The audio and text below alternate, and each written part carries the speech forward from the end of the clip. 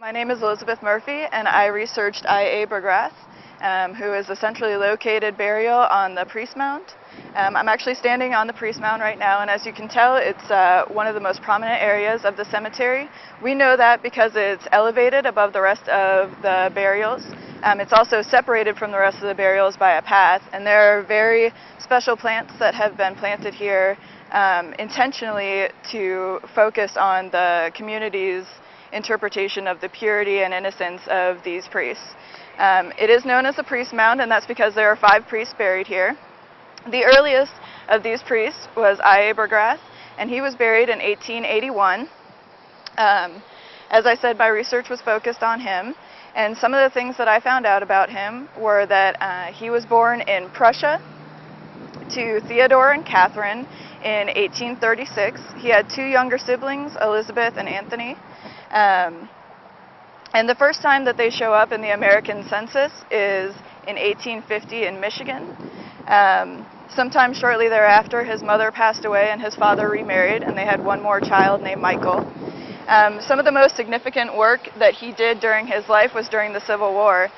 He was actually ordained in 1860, and the Civil War, of course, began in 1861. And the significance of his work was actually in his mission to both sides of the Civil War forces. The bishop that he served for in Tennessee at the time was loyal to the Confederate forces, and Father Bergrath didn't believe that the church should only preach to the Confederate forces. He believed that everyone was equally valuable.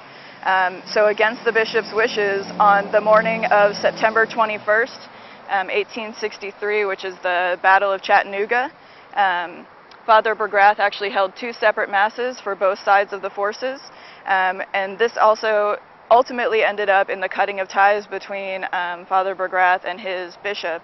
But he believed that it was a valuable effort, and he did it anyway.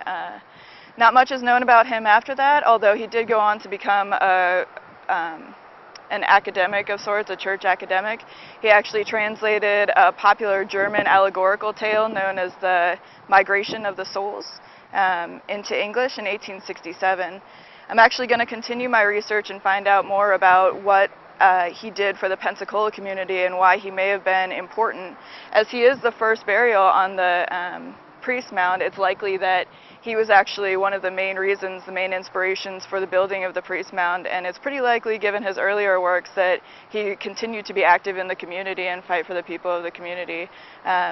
So hopefully that will pan out, and I would like to know a lot more about him.